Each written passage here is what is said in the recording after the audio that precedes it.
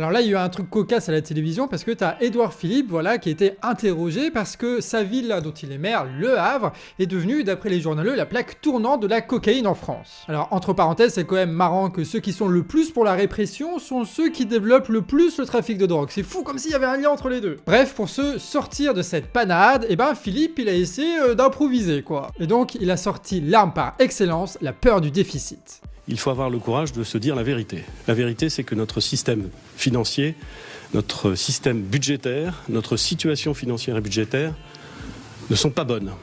La vérité, c'est qu'une bonne partie de cette situation financière et budgétaire mauvaise tient au déséquilibre du système des retraites. Ah là là, ça marche à tous les coups ça, hein. Pour te dire, il y a vraiment des gens, 1, qui y croient, et 2, qui vont voter pour ce type-là. Mais aujourd'hui, on ne va pas parler de ce que dit Édouard Philippe, vous êtes sur Actu Réfractaire, donc on va plutôt analyser ensemble la réalité financière qui pousse la politique des différents États européens, et on va parler aussi de la lutte des États du Sahel contre l'impérialisme français. C'est parti pour votre Actu du jour. Un mystérieux putsch raté, des élections truquées et le départ de l'armée française. La semaine dernière a été très intense politiquement pour le Tchad. Aujourd'hui, on va se focus sur le Sahel. Le Sahel, c'est cette zone semi-aride qui se trouve en dessous du désert du Sahara. Et en ce moment, dans la région, il y a des vastes mouvements contre la présence de l'impérialisme français et particulièrement de l'armée française. Par des juntes militaires comme au Niger, au Burkina Faso et au Mali, tu as des expulsions de l'armée française et même par des régimes démocratiques comme le Sénégal où l'armée française a été congédiée. Tout comme elle doit quitter la Côte d'Ivoire et le Tchad avant le 31 janvier. C'est plus de 60 ans de présence militaire française qui sont en train de prendre fin au Tchad. Ce samedi, alors qu'il reste encore des étapes pour que ce désengagement militaire français du Tchad soit total, le ministre de la Défense tchadien a tenu à rappeler qu'il reste moins de 3 semaines à l'armée française pour quitter le pays. Cette date est non négociable. Au Niger, tu as même des entreprises françaises telles que Orano ex-Areva qui ont été dégagées de leur immense mine d'uranium. Et le cas du Tchad est particulier car c'est un allié historique de l'État français. C'est le premier pays africain à répondre à l'appel du général de Gaulle en 1940. Et l'État français est intervenu au Tchad, notamment contre Frolina, un groupe soutenu par Kadhafi en Libye. Bref, le Tchad, c'était un allié sûr de l'État français en Afrique centrale. Mais pourquoi est-ce que l'armée française est dans la région ? Dans le Sahel, l'armée est censé aider les États qui ont souvent peu de moyens pour combattre les djihadistes sur place. Et ça leur permet aussi de rendre ces États dépendants militairement de l'armée française pour ensuite négocier des contrats pour les grandes multinationales, notamment pour l'exploitation des mines. Mais avec les échecs des opérations Barkhane puis Serval, ces pays rejettent l'armée française et se tournent vers de nouveaux partenaires comme l'État russe, l'État turc et l'État chinois. Aujourd'hui avec la Russie, la relation est d'abord stratégique. Ça, je pense que vous le comprenez beaucoup mieux que nous. Et avec la Russie, il n'y a pas cet équipement que nous souhaitons payer avec eux, qu'ils ne vendent pas. Les autres nous font des restrictions. Ils vous disent, vous ne pouvez pas acheter ce type d'armes. Bien sûr. Or, les Russes vous vendent tout ce que vous voulez. Tout ce qu'on veut.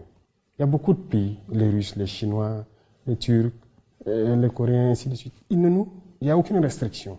Avec l'Iran, tout ce qu'on veut, ils vont nous faire le point. Si on peut payer, on paye. D'ailleurs, le 8 janvier, lors de la tentative de putsch ratée au palais présidentiel tchadien, le président Déby rencontrait le ministre des Affaires étrangères chinois. Le putsch, lui, il est encore plus mystérieux. Le gouvernement parle de 25 jeunes alcoolisés sans objectif, mais cela pourrait être aussi une réplique des djihadistes de Boko Haram suite à une opération de Déby autour du lac Tchad.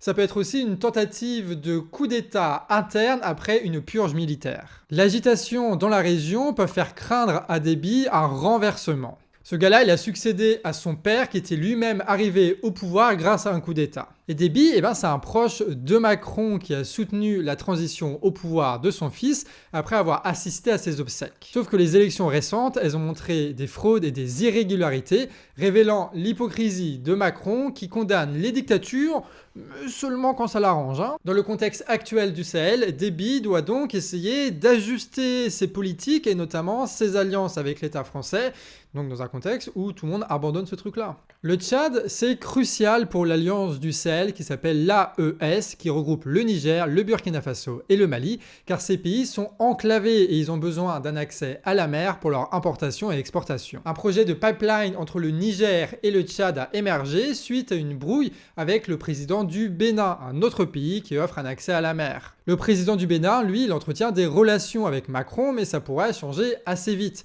puisque le 5 janvier, l'activiste panafricain Kémi Séba, proche de l'AES, a annoncé sa candidature à la présidentielle du Bénin. Une présidentielle qui aura lieu l'année prochaine. Et évidemment, on suivra ça de près sur Actu Réfractaire, donc n'hésitez pas à vous abonner. Alors, on passe maintenant à une petite chronique économique. Souvent, on se pose la question, qui dirige véritablement la société ?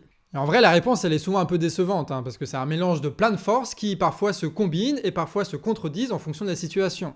Mais parmi ces forces, il y en a quand même qui sont plus puissantes que d'autres, et notamment la finance. Aujourd'hui, vous le savez, les États européens sont largement déficitaires pour plusieurs raisons, comme celle d'avoir vendu toutes les entreprises profitables au privé. Pour financer ce déficit, ces États empruntent donc sur les marchés financiers. Là-bas, la dette de l'État se négocie à la minute, même à la seconde, à différents taux. Et donc Les Échos, la presse économique de Bernard Arnault, rapporte que les taux d'intérêt de la dette britannique s'envolent ces derniers jours, atteignant 5,4%, un record absolu depuis 25 ans. Alors pourquoi est-ce que ces taux s'élèvent ? Parce que les spéculateurs sur les marchés financiers savent que l'État britannique a besoin de cet argent, et vu que la dette britannique est jugée moins fiable par exemple que la dette allemande, ils demandent un taux d'intérêt beaucoup plus élevé. Et vu que l'État britannique est obligé de s'endetter, il accepte. La dette britannique, elle est considérée comme moins fiable à cause de la grave crise économique qui secoue le pays ces derniers mois. Il y a par exemple une instabilité politique, tu as un accroissement de la pauvreté et tu as une absence de relance économique malgré les investissements et malgré l'austérité. Le gouvernement britannique est là face à deux contradictions majeures. Déjà, l'aggravement du déficit. Cela signifie que leur économie dépend plus des investissements étrangers et ces derniers se retireront si la situation s'aggrave. Mais en prévision d'un possible aggravement de la situation, tu as les marchés financiers qui augmentent les taux, ce qui aggrave la situation. Donc en prévoyant d'aggraver la situation, ils aggravent la situation, ce qui fait que le déficit se renforce encore et encore. Et la deuxième contradiction, c'est le besoin d'investissement public. Parce que s'ils veulent moins dépendre de ces investissements étrangers et que les capitalistes britanniques refusent d'investir en Grande-Bretagne, il n'y a pas le choix, c'est l'État qui doit mettre la main à la poche.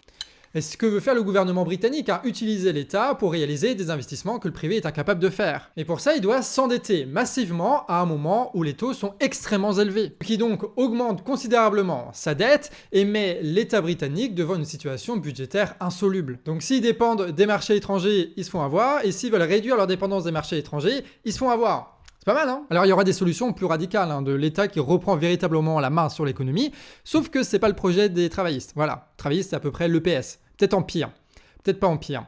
François Hollande. Vous voyez François Hollande ? C'est ça qui est au pouvoir en Grande-Bretagne. Bref, les règles de profit imposées par les marchés financiers conditionnent la politique de l'État, donc là de l'État britannique, mais globalement des États européens et globalement des États dans le monde.